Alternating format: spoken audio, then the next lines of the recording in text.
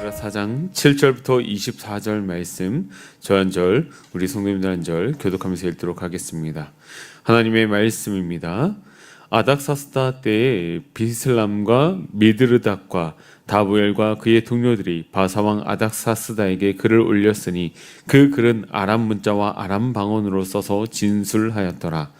방백 루음과 서기관 심세가 아닥사스다 왕에게 올려 예루살렘 백성을 고발한 그 글에 방백 루음과 서기관 심세와 그의 동료 디나 사람과 아바사 사람과 디블렛 사람과 아바세 사람과 아렉 사람과 바벨론 사람과 수산 사람과 데에 사람과 엘람 사람과 그 밖에 백성 곧 존귀한 우스나빨이 사마리아 성과 유브라데 강 건너편 다른 땅에 옮겨둔 자들과 함께 고발한다 하였더라.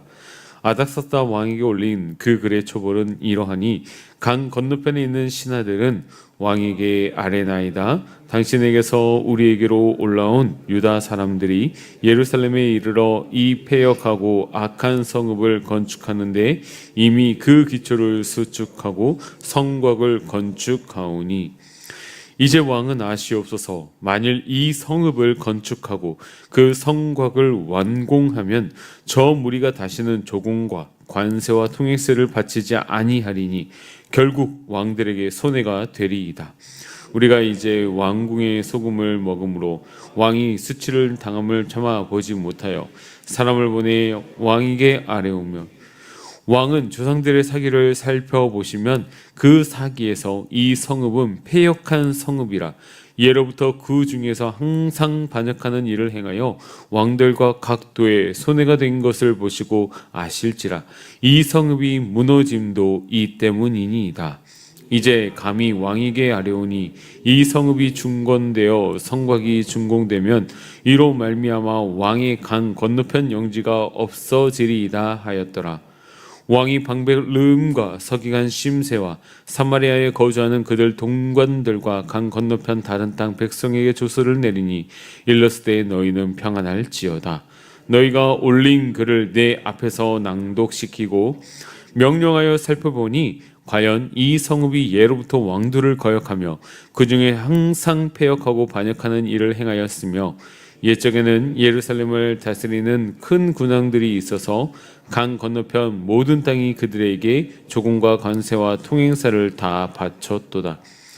이제 너희는 명령을 전하여 그 사람들에게 공사를 그치게 하여 그 성을 건축하지 못하게 하고 내가 다시 조서 내리기를 기다리라. 너희는 삼가서 이 일에 게으르지 말라. 어찌하여 화를 더하여 왕들에게 손해가 되게 하랴 하였더라.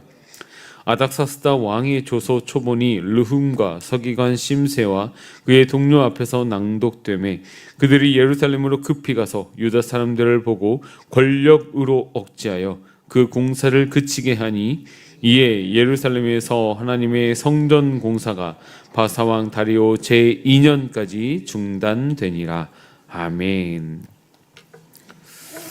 성전을 재건하기 위해 예루살렘으로 돌아온 이스라엘 백성들은 여러 해가 지나고 나서야 비로소 성전 건축에 시작을 할 수 있었습니다. 그 이유는 성전 건축을 방해하는 주변의 민족들의 방해가 너무도 심했기 때문이었습니다. 이러한 일들은 지금 이 시대를 살아가고 있는 우리들에게도 동일하게 나타날 수 있습니다. 하나님의 일이고 그 일을 하는 것이 하나님의 뜻임에도 분명함에도 불구하고 우리의 대적들은 끊임없이 수단과 방법을 가리지 않고 방해를 합니다. 이때 우리의 자세는 무엇인지 오늘 말씀을 통해서 함께 좀 살펴보고자 합니다. 사마리아 사람들은 바사 왕에게 이스라엘 성전을 건축하면 바사의 반기를 들 것이라는 말도 안 되는 상소를 올립니다. 그 중에는 꽤 높은 권력을 가진 사람도 있었습니다. 오늘 본문 10절 말씀 함께 읽도록 하겠습니다. 그 밖에 백성 곧 존귀한 오스나빨이 사마리아 성과 유브라데 강 건너편 다른 땅에 옮겨둔 자들과 함께 고발한다 하였더라. 아멘. 여기서 존귀한 오스나빨이라는 사람이 나오는데 그는 아수르의 왕이었습니다. 아수르의 왕이라는 사람이 이스라엘 백성들의 성전 공사를 적극적으로 개입해서 방해를 하고 있습니다. 이가 이와 같은 일을 한 이유는 자신에게 이득이 되는 일이었기 때문이었습니다. 한마디로 성전 공사를 방해하는 사람들에게 있어서 하나님의 뜻은 관련심이 없습니다. 오직 자신들에게 있어서 이익이 되는지 안 되는지만 관심이 있었습니다. 그렇기 때문에 이들은 여러 가지 말도 안 되는 수단과 방법을 동원해서 하나님의 역사를 막으려고 한 것이죠. 그리고 이들은 아닥사스다 왕에게 상소를 올립니다. 유대인들이 예루살렘 성을 재건하면 조공, 관세, 통행세 등 각종 세금을 바치지 않아 결국 메데바사 국가에 손해를 끼치게 될 것이라는 모함을 하기도 합니다. 이뿐만 아닙니다. 예루살렘을 지칭하여 패역하고 악한 성읍이라고 부르면서 그들이 이 성을 준공을 하게 되면은 반역을 일으킬 것이라 주장을 합니다. 이들이 이렇게 주장한 이유는 이때 당시 아닥사스다 왕은 엄청난 비용을 들여서 나라 곳곳에서 일어나고 있던 반역들을 제압하고 있었던 상황이었기 때문에 이러한 상황을 이용해서 거짓 상소를 올린 것이지요. 이들이 이렇게까지 한 이유는 무엇입니까? 그것은 바로 그들이 누렸던 그리고 그들이 누려왔던 정치적, 경제적 기득권을 빼앗기지 않기 위해서였습니다. 그리고 이들은 자신들의 왕의 녹을 먹는 신하로서 왕에게 지극히 충성함으로써 이스라엘 백성들을 고소한다라고 말하면서 과거의 기록을 통해 예루살렘 성이 재건이 되면 이스라엘이 예전과 같이 반역할 것이라고 그런 역사를 잘 살펴보라고 권하기도 합니다. 그러면서 이들은 16절에서 왕의 강 서편 영지가 사라질 것이라는 말도 안 되는 중상모략을 펼칩니다. 근거 없는 주장입니다. 이때 이스라엘 백성들의 상태는 어땠습니까? 포로로 끌려와서 아무런 희망도 없이 그저 하루하루를 버티며 인내하며 살았던 사람들이었습니다. 그러다가 하나님의 은혜로 말미암아 고국으로 돌아갈 수 있었고 그곳에서 성전 공사를 할 수 있었습니다. 그렇다고 해서 그들이 곧바로 성전 공사에 들어간 것도 아닙니다. 왜 그렇습니까?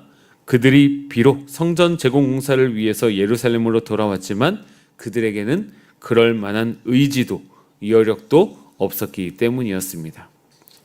이러한 사실을 잘 알았음에도 불구하고 사마리아를 비롯해 이방 족속들은 거짓과 속임수로 과장하고 왜곡합니다. 이는 사도행전 13장에 나오는 거짓과 악행이 가득한 모습이라고 할 수 있겠습니다. 이러한 상소를 받은 아닥사스다 왕의 반응은 무엇입니까? 오늘 본문 17절에서 20절 말씀에 나오는데 함께 읽도록 하겠습니다. 왕이 방백 르흠과 서기관 심세와 사마리아에게 거주하는 그들 동관들과 강 건너편 다른 땅 백성에게 조서를 내리니 일렀으되 너희는 평안할지어다. 너희가 올린 글을 내 앞에서 낭독시키고 명령하여 살펴보니 과연 이 성읍이 예로부터 왕들을 거역하며 그 중에서 항상 패역하고 반역하는 일을 행하였으며 옛적에는 예루살렘을 다스리는 큰 군왕들이 있어서 강 건너편 모든 땅이 그들에게 조공과 관세와 통행세를 다 바쳤도다. 아멘.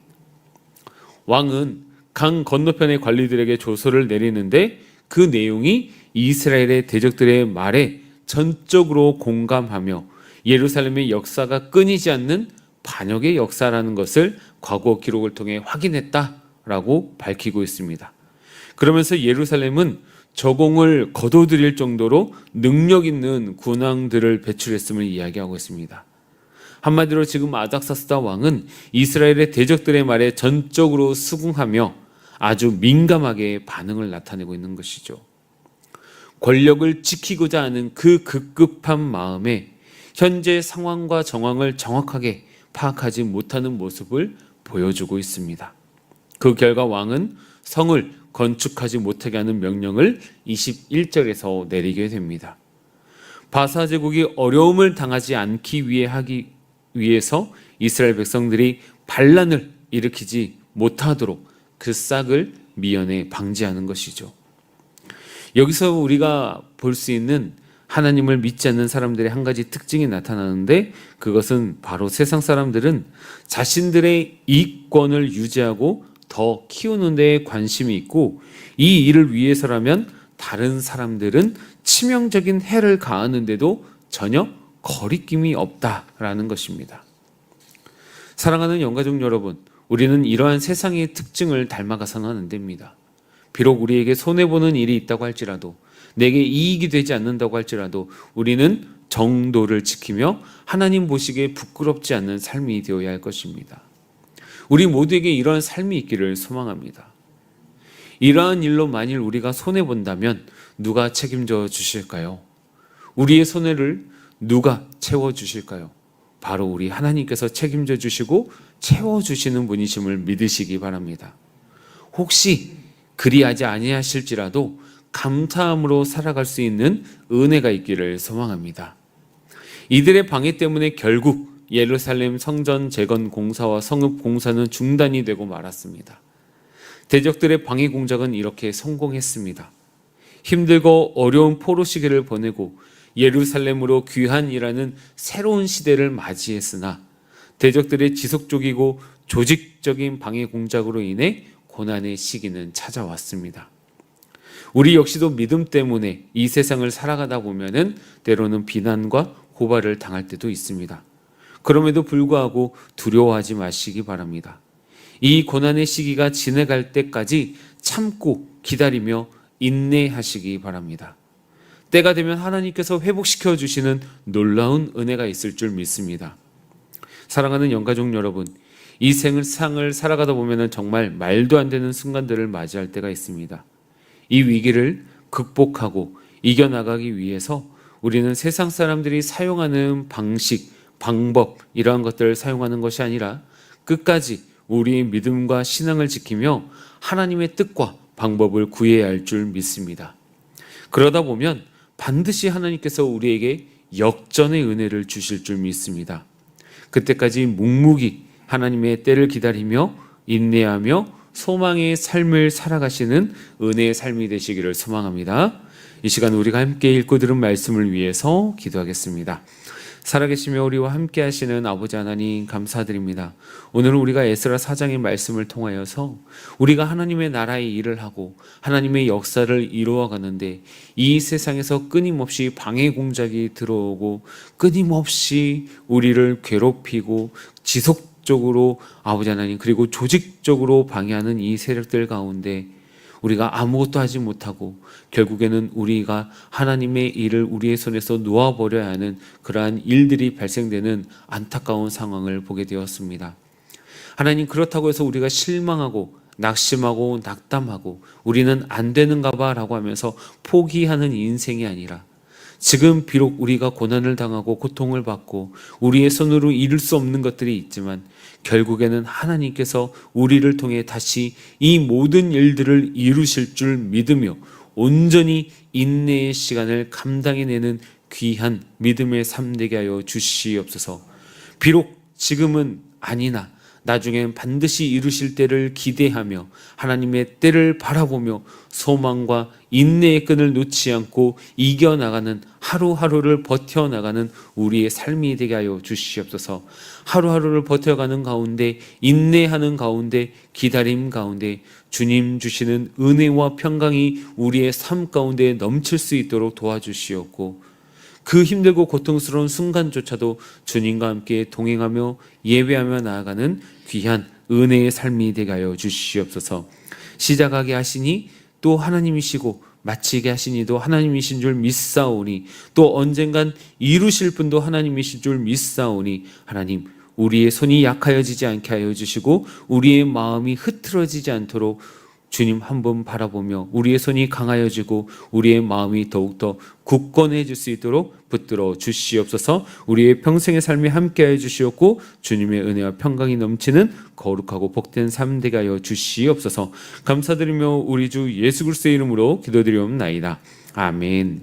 하늘에 계신 우리 아버지여, 이름이 거룩히 여김을 받으시오며 나라가 임하시오며 뜻이 하늘에서 이루어진 것 같이 땅에서도 이루어지이다. 오늘 우리에게 일용할 양식을 주시옵고 우리가 우리에게 죄 지은 자를 사하여 준 것 같이 우리 죄를 사하여 주시옵고 우리를 시험에 들게 하지 마시옵고 다만 악에서 구하시옵소서. 나라와 권세와 영광이 아버지께 영원히 있사옵나이다. 아멘.